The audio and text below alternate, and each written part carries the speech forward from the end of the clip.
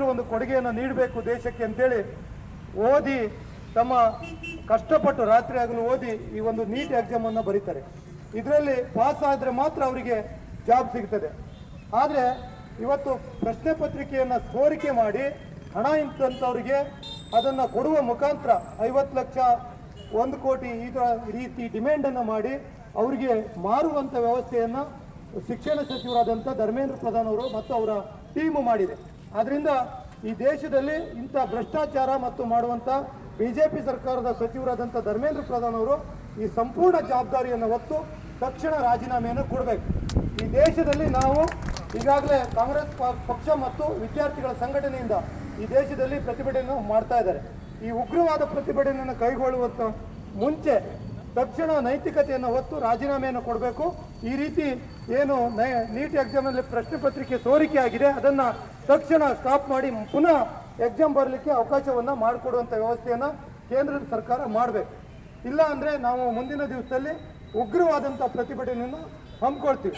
ಅದೇ ರೀತಿ ಕೇಂದ್ರ ಸರ್ಕಾರ ನರೇಂದ್ರ ಮೋದಿಯವರ ಸರ್ಕಾರ 2014ರಲ್ಲಿ ಏನು ದೇಶದಲ್ಲಿ ಸುಳ್ಳು ಹೇಳಿ ಈ ದೇಶದಲ್ಲಿ ಅಧಿಕಾರ ತಗೊಂಡಿದೆ.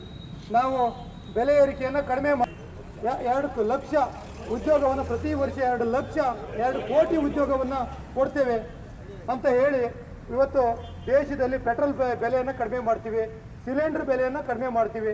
ಕಾಂಗ್ರೆಸ್ ಸರ್ಕಾರ ಇದ್ದಾಗ 60 ರೂಪಾಯಿ ಪೆಟ್ರೋಲ್ ಇತ್ತು, 400 ರೂಪಾಯಿ ಗ್ಯಾಸ್ ಇತ್ತು. ಇವತ್ತು ಎಷ್ಟಾಗಿದೆ? 1,000 ರೂಪಾಯಿ ಗ್ಯಾಸ್, 1,000ಕ್ಕೂ ಹೆಚ್ಚು. ಪೆಟ್ರೋಲು 100 ರೂಪಾಯಿಗಿಂತಲೂ ಹೆಚ್ಚು. ಅದು ಸಿಗಲ್ಲ ಸರಿಯಾಗಿ. ಅಂಥ ವ್ಯವಸ್ಥೆಗೆ ಬಂದಿದ್ದೀವಿ. ಆದರೂ ಕೂಡ ಸಮರ್ಥನೆಯನ್ನು ಮಾಡ್ಕೊಳ್ತಾರೆ.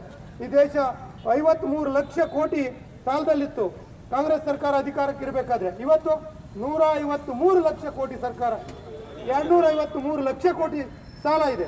ಅದ್ರ ಬಗ್ಗೆ ಪ್ರಶ್ನೆ ಮಾಡಲ್ವಾ? ಯಾಕೆ ನಿಮ್ಗೆ ಗೊತ್ತಾಗಲ್ವಾ? ಆರ್ಥಿಕ ಹೊರೆಯನ್ನು ಜನರ ಮೇಲೆ ಯಾಕೆ ಏರ್ತಾ ಇದ್ದೀರಿ? ಗೊತ್ತಾಗಲ್ವಾ ನಿಮಗೆ? ಆದ್ದರಿಂದ ದಯವಿಟ್ಟು ಇಂಥ ನೈತಿಕತೆಯನ್ನು ಹೊತ್ತು ತಕ್ಷಣ ನರೇಂದ್ರ ಮೋದಿ ಅವರು ರಾಜೀನಾಮೆಯನ್ನು ಕೊಡಬೇಕು. ಬಿಜೆಪಿ ಭ್ರಷ್ಟ ಸರ್ಕಾರ ದೇಶದಲ್ಲಿ ವಿರೋಧ ಪಕ್ಷನೇ ಇರಬಾರ್ದು ಅಂತಾರೆ. ಅಂದರೆ ಹಿಂದೆ ಇಂದಿರಾ ಗಾಂಧಿ ಅವರು ಹೇಳ್ತಿದ್ರಂತೆ ಸಂಸತ್ತಲ್ಲಿ, ಅಟಲ್ ಬಿಹಾರಿ ವಾಜಪೇಯಿ ಅವರು ವಿರೋಧ ಪಕ್ಷದ ನಾಯಕರಾಗಿದ್ದಂತೆ. ಆ ಸಂದರ್ಭದಲ್ಲಿ ಅಂಥವ್ರೊಬ್ಬರು ನಾಯಕರು ಇರಬೇಕು, ವಿರೋಧ ಪಕ್ಷದಲ್ಲಿ ಇದ್ದರೆ ಮಾತ್ರ ಆಡಳಿತ ಪಕ್ಷ ಸರಿಯಾಗಲಿಕ್ಕೆ ಸಾಧ್ಯ ಆಗ್ತದೆ ಅಂತೇಳಿ. ಆದರೆ ಇವತ್ತು ವಿರೋಧ ಪಕ್ಷನೇ ಇರಬಾರ್ದು ಅಂತೇಳಿ ರಾಹುಲ್ ಗಾಂಧಿ ಅವರನ್ನು ಟಾರ್ಗೆಟ್ ಮಾಡ್ತಾರೆ. ಇಂಥ ಒಂದು ಭ್ರಷ್ಟ ಬಿಜೆಪಿ ಸರ್ಕಾರವನ್ನು ನೋಡಲೇ ಇಲ್ಲ. ಮತ್ತು ಚುನಾವಣೆ ಏನಿವತ್ತು ಗೆಲ್ತಾ ಇದ್ದಾರೆ ಎಲ್ಲ ಮೋಸದಿಂದ. ಅಂದರೆ ಚುನಾವಣೆ ಹತ್ತಿರ ಬಂದಂಥ ಸಂದರ್ಭದಲ್ಲಿ ಓಟನ್ನು ಡಿಲೀಟ್ ಮಾಡೋದು, ಮತ್ತೆ ಆ ಓಟನ್ನು ಸೇರ್ಪಡೆ ಮಾಡಲಿಕ್ಕೆ ಆಗಲ್ಲ. ಆ ರೀತಿ ಗೆಲ್ಲುವಂಥ ಕೆಲಸವನ್ನು ಮಾಡ್ತಾ ಇದ್ದಾರೆ. ಆದ್ದರಿಂದ ಈ ದೇಶ ಜನ ಎಚ್ಚೆತ್ತುಕೊಳ್ಬೇಕಾಗಿದೆ. ಈ ದೇಶದಲ್ಲಿ ಅಭಿವೃದ್ಧಿ ಮಾಡಿದವರು ಕಾಂಗ್ರೆಸ್ ಅವರು ಫಸ್ಟ್ ಇತಿಹಾಸವನ್ನು ತಿಳ್ಕೋಬೇಕು.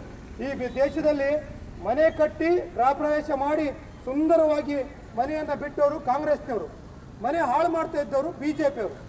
ಇವತ್ತು ಬ್ರಿಟಿಷ್ನವರು ಈ ರಸ್ತೆ, ಯೂನಿವರ್ಸಿಟಿ, ಡ್ಯಾಮು ಎಲ್ಲ ಮಾಡಿದವರು ಬ್ರಿಟಿಷ್ನವರ?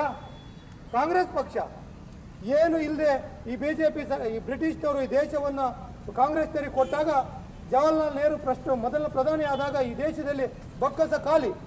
ಅಂಥ ಸಂದರ್ಭದಲ್ಲಿ ಇಡೀ ದೇಶದ ಅಧಿಕಾರವನ್ನು ಚುಕ್ಕಾಣಿಯನ್ನು ಹಿಡಿದು ಬಡತನ, ಹಾಹಾಕಾರ, ಶಿಕ್ಷಣ ಎಲ್ಲಕ್ಕೂ ತೊಲಗಿಸಿ ಶಿಕ್ಷಣಕ್ಕೆ ಮೊದಲನೇ ಆದ್ಯತೆ ಕೊಟ್ಟು, ಕುಡಿಯೋ ನೀರಿಗೆ ಮೊದಲನೇ ಆದ್ಯತೆ ಕೊಟ್ಟವರು ಕಾಂಗ್ರೆಸ್, ಮತ್ತು ವಿದ್ಯುತ್ತನ್ನು ಕೊಟ್ಟವರು ಕಾಂಗ್ರೆಸ್, ಎಲ್ಲ ರಸ್ತೆಗಳನ್ನು ಮಾಡಿದವರು ಕಾಂಗ್ರೆಸ್. ಏನು ಮಾಡಿದ್ದಾರೆ ಅಂತ ಬೇಕಲ್ಲ ಬಿಜೆಪಿಯವರು? ಎಲ್ಲವನ್ನ ಮಾಡಿ ಇವತ್ತು ಯೂನಿವರ್ಸಿಟಿ, ಡ್ಯಾಮು, ಶಿಕ್ಷಣ ಸಂಸ್ಥೆಗಳು ಮತ್ತು ಎಲ್ಲ ರೀತಿಯ ವ್ಯವಸ್ಥೆಗಳನ್ನು ಮಾಡಿ ಈ ದೇಶವನ್ನು ಭದ್ರವಾಗಿ ಕಟ್ಟಿದಂಥವರು ಕಾಂಗ್ರೆಸ್. ಇವತ್ತು ಮಧ್ಯಂತರದಲ್ಲಿ ಅಧಿಕಾರಕ್ಕೆ ಬಂದು ಕಾಂಗ್ರೆಸ್ ಏನೂ ಮಾಡಿಲ್ಲ, ಎಲ್ಲವನ್ನು ನಾವೇ ಮಾಡಿವಿ ಅಂತಾರೆ. ಇವ್ರು ಮಾಡಿದ್ದೇನು?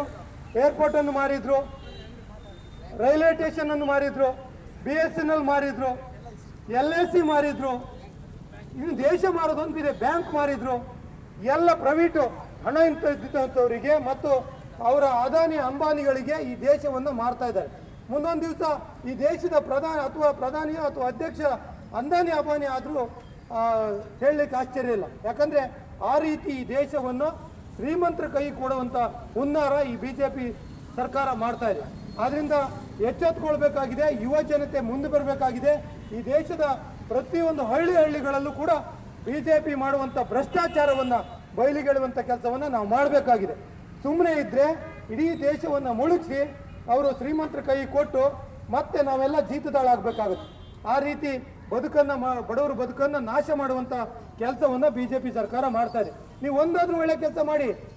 ಈ ದೇಶದಲ್ಲಿ ಬಡವರಿಗೆ ಭೂಮಿ ಕೊಟ್ಟವರು ಕಾಂಗ್ರೆಸ್. ಉಳುನೆ ಹೊಲದೊಡೆಯ ಕಾನೂನನ್ನು ತಂದು ಪ್ರತಿಯೊಬ್ಬರಿಗೂ ಮಧ್ಯಮ ವರ್ಗದವರಿಗೆ, ಹಿಂದುಳಿದವರಿಗೆ, ಅಲ್ಪಸಂಖ್ಯಾತರಿಗೆ ಮತ್ತು SC/STಗಳಿಗೆ ಭೂಮಿಯನ್ನು ಕೊಟ್ಟು ಬದುಕನ್ನು ಕಟ್ಟಿಕೊಟ್ಟವರು ಕಾಂಗ್ರೆಸ್. ನೀವು ನಿಮಗೆ ತಾಕತ್ತಿದ್ರೆ ಅಥವಾ ಈ ದೇಶದ ಆಡಳಿತ ಮಾಡುವಂಥ ನರೇಂದ್ರ ಮೋದಿ ಅವರೇ ಮತ್ತು ನಮ್ಮ ಸಂಸದರಾದಂಥ ವಿಶ್ವೇಶ್ವರ ಹೆಗಡೆ ಕಾಗೇರಿ ಅವರೇ ಸುಮಾರು 80,000ಕ್ಕೂ ಹೆಚ್ಚು ಈ ಜಿಲ್ಲೆಯಲ್ಲಿ ಅತಿಕ್ರಮಣದಾರಿದ್ದಾರೆ. ಒಬ್ಬರಿಗಾದ್ರೂ ಪಟ್ಟ ಕೊಡಿಸ್ರಿ ನಿಮ್ಮ ತಾಕತ್ತಿದ್ರೆ. ಅದನ್ನ ಬಿಟ್ಟು ಧರ್ಮ, ದೇವರು, ಜಾತಿ ಈ ಹೆಸರು ಮೇಲೆ ರಾಜಕೀಯ ಮಾಡ್ತಿರಲ್ಲ, ನಾಚಿಕೆ ಆಗಲ್ವಾ ನಿಮಗೆ? ನಾಚಿಕೆ ಆಗಲ್ವಾ? ಸಮಾನತೆಯ ಬದುಕನ್ನು ಕೊಡ್ರಿ. ಈ ದೇಶದಲ್ಲಿ ವಾಕ್ ಸ್ವಾತಂತ್ರ್ಯ ಇದೆ. ಈ ದೇಶದಲ್ಲಿ ಪ್ರತಿಯೊಬ್ಬ ನಾಗರಿಕನಿಗೂ ಪ್ರತಿಯೊಬ್ಬ ಪ್ರಜೆಗೂ ವಾಕ್ ಸ್ವಾತಂತ್ರ್ಯ ಇದೆ, ಸಂವಿಧಾನ ಇದೆ. ಆ ರೀತಿ ನಡ್ಕೊಳ್ಳುವಂಥ ಹಕ್ಕನ್ನು ಕೊಡ್ರಿ. ಅದನ್ನು ಬಿಟ್ಟು ದೇಶವನ್ನು ಒಡೆದಾಳುವಂಥದ್ದನ್ನು ಮಾಡಿ ನಿಮ್ಮ ಕೊಡುಗೆ ಏನು ದೇಶಕ್ಕೆ? ಈ ದೇಶದ ಜನರಿಗೆ ನಿಮ್ಮ ಕೊಡುಗೆ ಏನು? ದೇವರು, ಧರ್ಮ, ಅದು ಬಿಟ್ಟರೆ ನಿಮ್ಗೆ ಓಟ್ ಹಾಕೋಲ್ಲ ಜನ.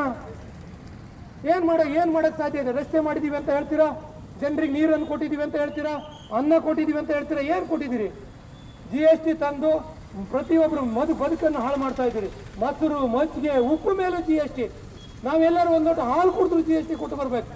ಈ ರೀತಿ ಬದುಕು ನಮ್ಮ ದೇಶದ ಜನಗಳದು. ಅದರಿಂದ ನಾವು ಇದನ್ನು ಖಂಡಿಸ್ತಾ ಇದ್ದೀವಿ.